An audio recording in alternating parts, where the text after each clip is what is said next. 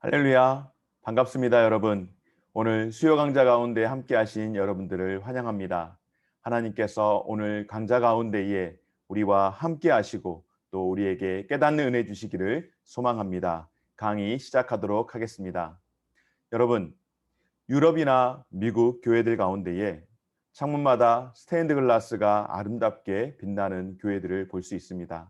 한국 교회에서도 또 한국의 여러 많은 성당들에서도 그렇게 건축을 할 때에 스테인드 글라스를 아름답게 만들어서 장식하기도 하는데, 아무래도 우리나라보다는 특별히 유럽 쪽 그리고 미국의 교회들이 그렇게 아름답게 장식한 것들을 볼 수 있는데요.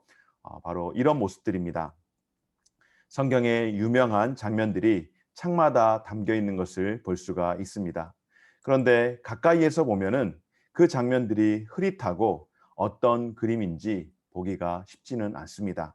그냥 유리 조각들을 모아놓은 것 같은 그런 그림 모습이고, 흐릿한 모습에 도대체 어떤 그림인지 정확하게 볼 수가 없습니다. 그러나 멀리서 바라보면 어떨까요? 지금의 이 그림, 제가 볼 때에는 천지창조의 느낌이 나는 듯 하는데요. 물론 구체적인 설명이 없어서 제가 다 알 수는 없지만은 그런 이미지가 느껴지는 듯 합니다. 멀리서 바라보면, 가까이서 볼 때에는 흐릿하여 잘 볼 수 없지만 조금 발걸음을 뒤로 하여서 멀리서 바라보면 아름답고 정교한 성경에 나와 있는 여러 많은 이야기들을 이와 같이 스테인드 글라스로, 예술로 또 작품으로 만들어 놓는 것을 볼 수가 있습니다. 여러분들 미술관 가보시는 것 어떻습니까? 미술관 갈 때에 그림을 보는 방법 가운데 하나는 그림 앞에 가까이서 바라보는 것보다는 그림을 좀 더 선명하게, 그리고 작가의 그 생각을 조금 더 깊이 이해할 수 있는 방법 가운데 한 가지는 조금 그림보다 내 자신을 멀리 띄워서, 그러니까 그림에서 한 발짝 더 띄어서 그림을 멀리서 바라볼 때에 그 그림을 조금 더 정확하게 또 면밀하게 그 아름다움을 볼 수 있다고 합니다. 여러분, 스테인드 글라스를 통하여서 보여지는 이 그림과 같이, 이 성화와 같이 하나님의 디자인이 마치 이와 같다라고 하는 것입니다. 구원의 역사가 일상에서 때로는 엉망으로 보일 때가 있습니다. 서로 맞지 않고 하나씩 봐도 의미 없는 스테인글라스 조각처럼 그렇게 보일 때가 있다라고 하는 것이죠. 그러나 우리의 삶을 통째로 돌아보면 하나님의 시선으로, 하나님의 눈으로 멀리서 그렇게 땅을 내려다볼 때에는 큰 그림을 보이게 된다라고 하는 것입니다. 하나님이 삶에서 어떻게 역사해 오셨는지 그 이야기가 하나님의 눈과 관점으로 볼 때 보이게 되더라는 것입니다. 지난 시간 우리는 아브라함의 후손들의 죄악되고 무가치한 삶에도 불구하고 하나님께서는 여전히 그들과 함께 계시고 그들을 통하여 세상을 축복하시고 또한 약속을 새롭게 하시는 하나님을 만나 보았습니다.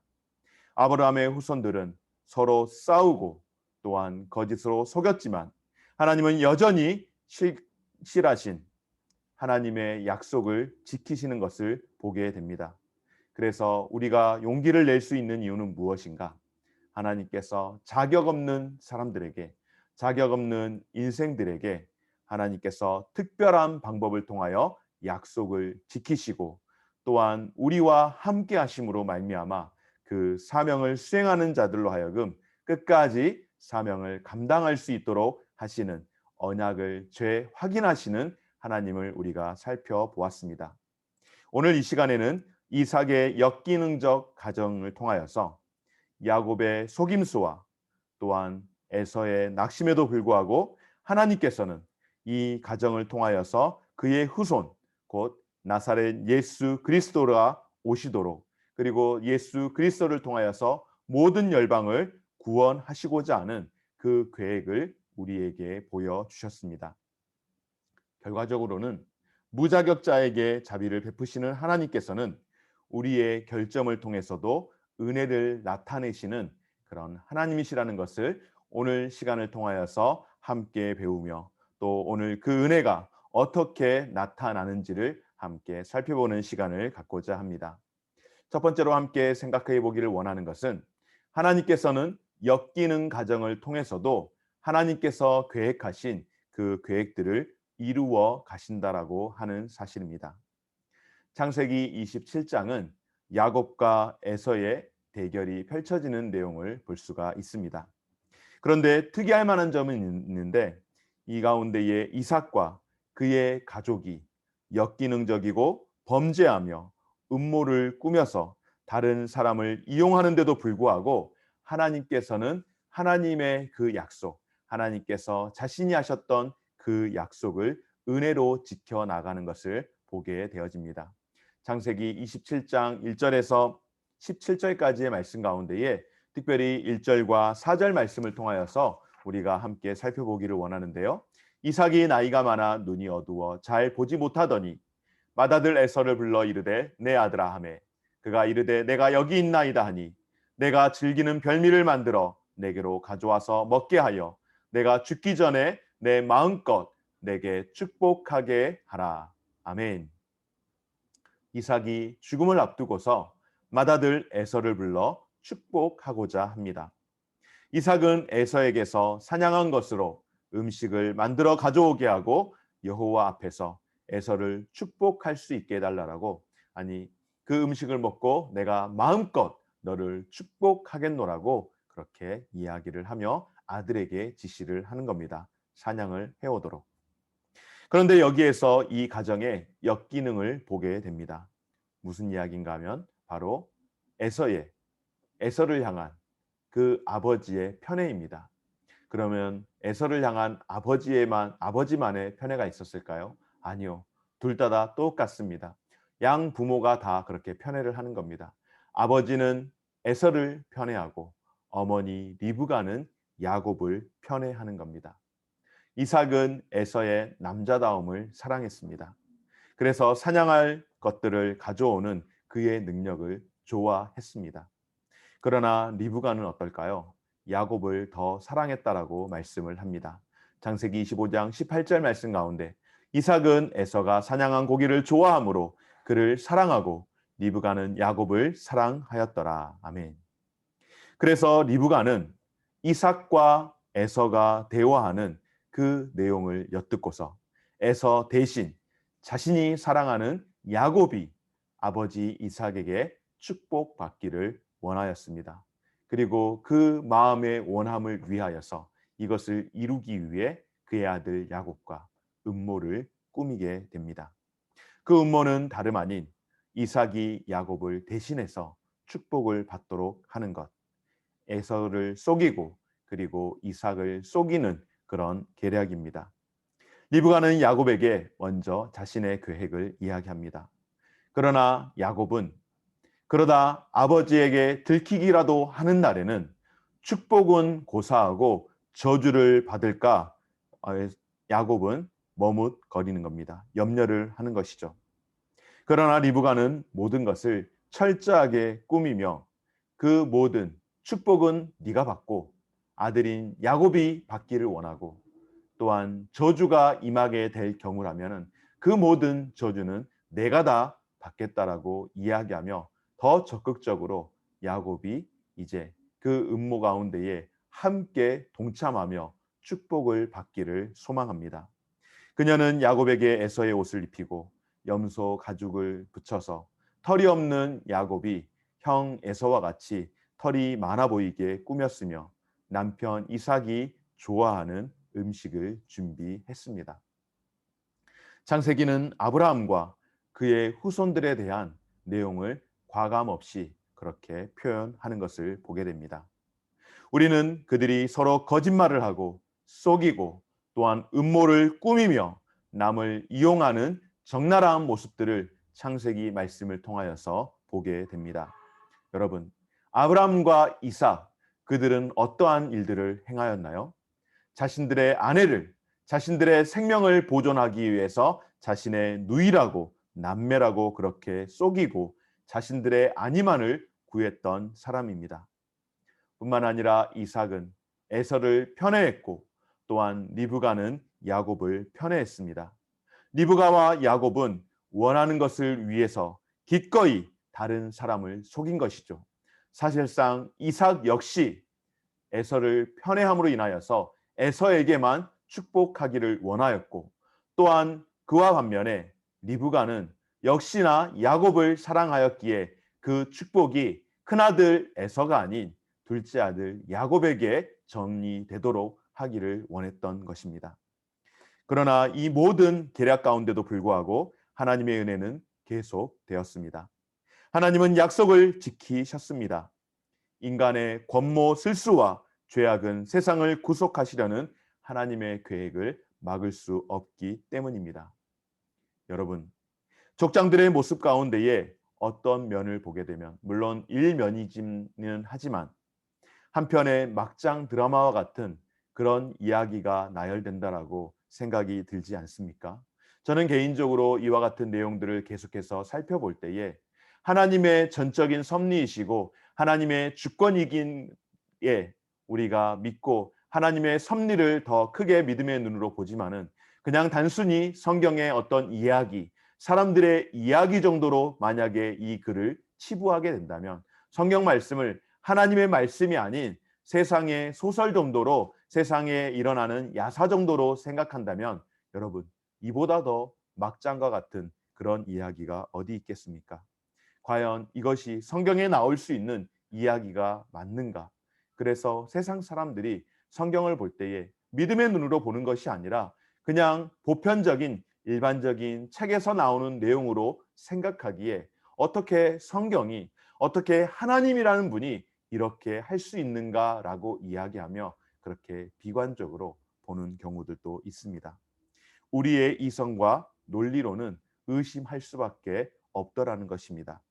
그러나 여러분, 하나님의 주권은 인간의 자유로운 행동까지 포함한다라는 사실을 기억할 수 있기를 바랍니다. 잠언 19장 21절 말씀 가운데에 사람의 마음에는 많은 계획이 있어도 오직 여호와의 뜻만이 완전히 서리라. 아멘. 이렇게 말씀합니다.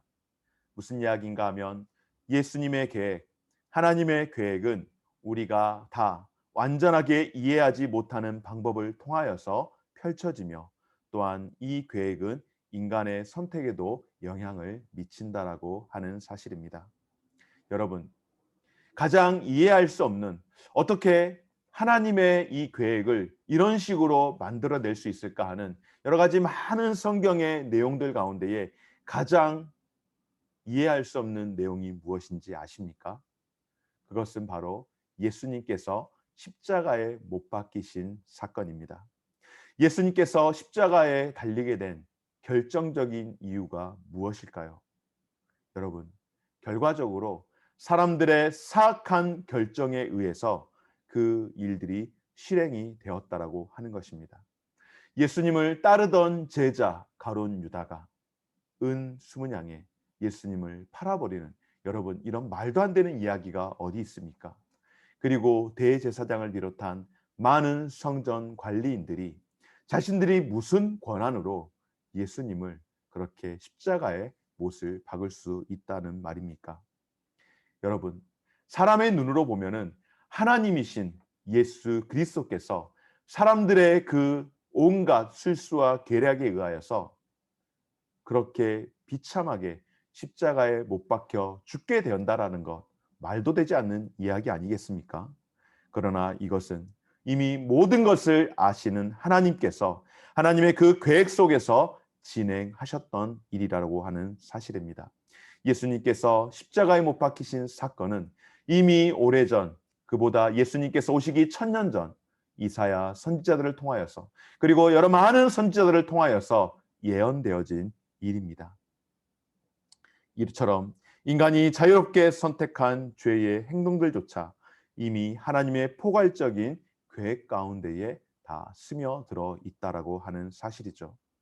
하나님은 자신을 사랑하는 이들에게는 모든 것이 합력하여 선을 이루도록 일하고 계심을 아는 우리는 현재 상황이 때로는 이해되지 않을 때도 계획하신 대로 이루시겠다라고 하시는 하나님의 약속을 믿음으로 받아야 할 줄 믿습니다. 두 번째로 우리가 함께 살피기를 원하는 것은 하나님께서는 속이는 자를 통해서도 하나님의 계획을 차질 없이 이루어 가신다라고 하는 사실입니다. 여러분, 거짓말 왜 하는 것일까요? 이유는 간단합니다.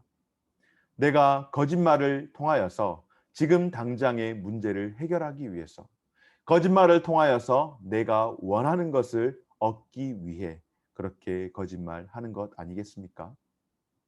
야곱은 축복에 대한 갈망 때문에 아버지에게 거짓말을 했습니다. 야곱은 아버지가 자기 영 에서를 먼저 보낼 때에 어머니 리브가를 통하여서 그 이야기를 듣고 처음에는 갈등을 하고 아버지에게 들켜서 축복은 고사하고 저주를 받을까 염려하고 두려워했지만은, 그러나 야곱의 그 내면 가운데에 형이 받아야 할 그 축복을 자신이 대신 받고자 하는 그런 욕망이 그에게 가득 있었습니다. 그래서 자기 자신을 아버지가 형 에서로 착각하도록 나름대로 분장을 뛰어넘어 변장까지 그렇게 서슴지 않았던 것입니다. 아버지가 어떻게 이와 같이 빨리 짐승을 잡아올 수 있었느냐고, 사냥을 할 수 있었느냐라고 묻는 이삭에게 야곱은 여호와 하나님께서 축복해 주신 덕분이라고 거짓말에 또 거짓말을 더하고 말았습니다. 이삭은 야곱의 그 이야기에 약간은 혼란스러웠습니다. 왜냐하면 목소리는 분명 야곱인데 손은 에서와 같았기 때문입니다. 야곱은 정말로 혼란스러웠지만 잠깐의 이 혼란스러움은 결국 이삭으로 하여금 야곱을 축복하게 만드는 계기가 되었습니다. 야곱을 끌어안았을 때에 야곱에게 났던 그 향취는, 그 냄새는 야곱의 향취가 아닌 큰아들 에서의 향취였고, 또 에서를 어루만졌을 때에 에서의 그 느낌, 바로 털이 많은 에서와 같이 야곱의 지금의 모습이 그와 같았기 때문에 결과적으로 이삭은 야곱에게 속아서 야곱에게 계획한 그 모든 축복, 에서에게 주고자 한 모든 축복을 야곱에게 쏟아 부었습니다. 야곱은 원하는 것을 얻으려고 음모를 꾸미고 바로 이와 같이 거짓말을 했던 것입니다. 여러분, 우리는 어떤가요? 저와 여러분들은 어떻습니까? 우리 인생들도 야곱과 별반 다르지 않습니다. 야곱이 특별히 더 악하고 더 나쁜 사람이 아니라 우리들도, 저도, 여러분들도 우리 인생 자체가 야곱과 별반 다르지 않더라는 것입니다. 원하는 것을 손에 넣을 수만 있다면 진실은 얼마든지 왜곡해도 괜찮다라고 그렇게 여기고 생각하며 살아갑니다. 여러분, 요즘 사회적으로 가장 이슈가 되는 이야기가 무엇입니까? 바로 이와 같은 것들입니다. 진실을 왜곡해도 괜찮다라는 것. 내가 원하는 것을 받기 위해서 수단과 방법을 가리지 않고 진실을 왜곡하는 것. 자신들이 원하는 것을 위해서는 얼마든지 진실을 왜곡해도 되고, 그리고 그것을 합리화하고 그것을 합법화하는 그런 시대가 오늘날의 시대이며, 요즘 뉴스를 통하여서 많이들 나오는 이슈가 대부분 그와 같은 것들 아니겠습니까? 수입을 누락시켜 세금을 안 내거나 환급을 더 받기 위해서 허위로 신고하는 그런 일들도 비일비재합니다. 한마디로 말해서 내 뜻대로, 내가 원하는 대로 그 결과를 얻기 위해서 욕망을 부추기는 거짓말들을 우리는 서슴없이 자행하며 살아가고 있다라고 하는 것입니다. 그런데 여러분, 이삭이 야곱에게 한 이 축복의 말은 사실상 이미 하나님께서 아브라함에게 주셨던 약속이었습니다. 이삭이 특별하게 야곱을 축복했던 것이 아니라 하나님께서 아브라함을 부르시고 아브라함에게 축복하시며, 그리고 아브라함을 통하여서 또 이삭에게 말씀하시고, 이삭은 하나님이 하신 그 약속의 말씀을 재차 반복하며 그의 아들 야곱에게 전달했던 것입니다. 하나님께서 아브라함에게 땅과 후손을 축복하셨고 약속하셨습니다. 그리고 야곱은 이삭에게 하나님이 하신 그 약속, 그 땅과 축복에 대해서 전한 것뿐입니다. 결과적으로 야곱은 이스라엘을 대표하는 머리가 될 것이며, 하나님의 구원 계획이 야곱을 통하여서 이루어질 것이며 야곱을 통해 구원의 계보가 이루어질 것을 다시 한번 천명하였던 것입니다. 그러므로 여러분, 이삭의 축복이 야곱에게 성취되었다라고 믿는다면은 우리는 성경 말씀을 제대로 보지 못하는 착각과 오류에 빠지기 쉽습니다. 무슨 이야기인가? 바로 이삭의 축복은 다른 누구도 아닌 하나님의 아들 예수 그리스도 안에서 성취됨을 믿으시기 바랍니다. 이삭을 속인 야곱이 그가 그것을 잘 속여가지고 그 축복을 자신이 자신에게 가로채듯이 받았다가 아니라 그 진행 과정 가운데에 야곱이 그런 일들을 통하여서 그런 일들을 실행하기는 하지만은 그것이 사실이긴 하지만은 그러나 결과적으로 그 모든 성취는 그 약속에 대한 복에 대한 성취는 예수 그리스도를 통하여서 이루어지게 하시는 것, 바로 그것이 하나님께서 계획하신 하나님의 주권과 섭리가 된다라고 하는 사실입니다. 오늘 세 번째로 우리가 함께 살피기를 원하는 것은 하나님은 낙심한 자를 통해서도 하나님의 계획을 멈추지 않고 이루어 가시더라 하는 것입니다. 사랑하는 여러분, 우리가 원하는 것과 하나님이 우리의 삶에 원하는 것이 항상 같지는 않습니다. 하나님의 원하는 것과 우리가 원하는 것이 언제나 같다면 너무너무 좋겠지만 그렇지 않더라는 것이죠. 그러므로 하나님의 다스림 가운데 살며 그분의 방법대로 행하는 것이 가장 좋은 방법인 줄 믿습니다. 또한 예수 그리스도 안에 있는 자들에게 기쁜 소식과 유일한 소망은 여러분 무엇일까요? 우리의 눈에 때로는 실패해 보이더라도 우리의 눈에 볼 때 분명 실패가 확실시 되어 보여도 그것이 결코 하나님의 계획을 무산시키지 못한다라고 하는 사실입니다.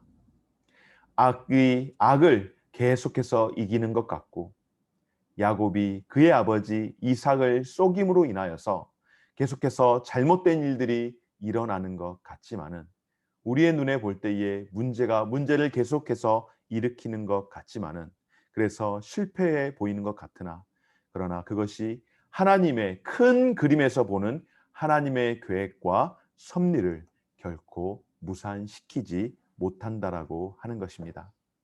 바로 야곱의 속임수로 에서는 비탄에 잠기고 하나님의 축복을 받지 못했습니다. 그러나 여러분, 에서가 야곱의 축복을 받지 못하여서 참 불행한 인생이 되었다.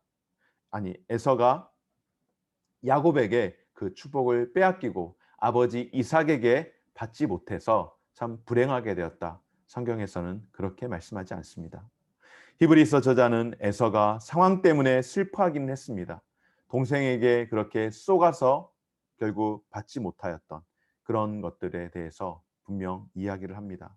그러나 결과적으로 야곱에게 쏘가서가 아니라 그는 자신이 팥죽 한 그릇에 동생 야곱에게 그 팥죽 한 그릇으로 동생 야곱에게 자신의 장자의 명분을 팔았던 그런 망령된 사람이라고 히브리서 기자는 우리에게 증언하고 있습니다. 결과적으로 그가 아버지 이삭에게 받아야 할 축복을 동생 야곱에게 쏘가서 받지 못했다가 아니라 과정 가운데에 분명 그 일들이 있었지만은 궁극적으로는 장자의 명분을 팔 만큼 팥죽 한 그릇에 장자의 명분을 팔 만큼 그는 망령되고 그는 또한 부도덕하고 불경건했기 때문에 그와 같은 삶을 살게 되었고 결과적으로 회개할 기회조차 갖지 못하게 되었다고 히브리서 12장을 통하여서 히브리서 기자는 에서에 대해서 증언을 하고 있습니다. 사랑하는 여러분, 하나님의 큰 구원 계획에서 이 사건은 무엇을 의미하는 것일까요? 바로 약속된 대로 에서는 야곱을 섬길 것입니다. 에서의 후손인 에돔이 이스라엘과 싸우겠지만 결국 모든 나라가 이스라엘에게 엎드려 절하게 될 것을 말씀을 합니다. 창세기 3장 15절 말씀을 통하여서 뱀의 후손이 전쟁을 벌리지만 여러분 어떻게 됩니까? 마침내 여인의 후손이 이긴다라고 하는 그 약속이 오늘 야곱과 에서의 이 사건을 통하여서 다시 한번 증거되어지고 증명되어지는 것입니다. 족장들이 받은 약속은 이방 나라들이 그들에게 절할 것이며 하나님이 잘못되었던 모든 것들을 다시금 바로 잡으신다라고 하는 약속의 말씀이기도 합니다. 사도행전 15장에서 야고보는 대위임 명령을 통한 예수 그리스도의 복음을 통하여서만이 이 모든 것이 가능하다라고 말씀을 합니다. 예수님은 아브라함의 자손으로서 모든 나라가 축복을 하시는 분이십니다. 그러나 그 축복은 그분의 앞에 예수 그리스도 앞에 무릎 꿇는 자들만이 받을 수 있다고 또한 말씀을 합니다. 하나님께서는 낙심한 자를 통하여서도 계획을 이루신다라고 하는 것. 에서의 그 낙심될 일로 인하여서 하나님의 계획이 무너지고 변경되고 잘못됨이 아니라 결과적으로는 에서가 그렇게 썩는 듯 하였지만은 하나님의 큰 그림 가운데에서 이루어지는 하나의 사건에 불과하게 됨을 오늘 우리에게 증거하고 있습니다. 이제 말씀을 정리하고자 합니다. 결론을 한번 볼까요? 여러분, 이삭의 가정이 역기능적이었고 야곱은 속이는 아들이었으며 에서는 낙심한 아들이었지만 세계 열방이 결국 아브라함과 이삭과 야곱의 후손으로 오신 예수님께 절할 것이며 그리스도께 순복할 때 구원이 임하게 됨을 믿습니다. 그러므로 우리는 자신의 역기능, 우리에게도 그와 같은 역기능적인 분들이 있지 않습니까? 분명 그런 부분들이 있습니다. 그럴 때 어떻게 해야 할까요? 여러분, 극복하고 예수 그리스도를 담대히 선포하고 전하기 위해서 우리가 부르심을 받았다라고 하는 사실을 다시 한번 확신하며 우리들, 저와 여러분들의 소명은 무엇인가? 바로 이웃과 열방을 향하여서 담대히 나아가야 한다라고 하는 사실입니다. 하나님께서는 오늘 역기능적인 이 언약의 가정, 이삭의 가정을 통하여서 우리의 상식과 우리의 이성으로는 조금은 갸우뚱거릴 만하고 판단이 되지 않고 이해가 되지 않는 그와 같은 상황 가운데서 앞에서 처음 설명하였듯이 스테인드 글라스를 가까이에서 바라보면은 유리 조각들과 파편들로 모여져 있는 그림이지만은 그것을 멀리서 바라볼 때에 정말로 아름다운 성화를 바라볼 수 있듯이 우리가 사건 하나하나를 그렇게 바라볼 때는 조각난 그림 같지만 그러나 그것을 멀리서 하나님의 눈으로 바라볼 때에는 하나님의 주권과 하나님의 섭리 가운데서 이 모든 것들을 이 또한 이루어 가신다라는 것을 오늘 말씀을 통하여서 보게 되어집니다. 그러기에 저와 여러분들 역시 우리의 삶이 그렇게 마치 깨어진 조각들처럼 그렇게 뭉쳐져 있는 것 같으나 하나님께서 저와 여러분들도 아름답게 빚어가시고 좋은 작품을 만들어 내심을 통하여서 궁극적으로 우리에게 원하시는 것은 바로 우리가 부름받은 자녀로서 우리가 이웃과 열방을 향하여서 담대히 나아가고 예수 그리스도의 향취를 나타낼 수 있기를 바라는 것.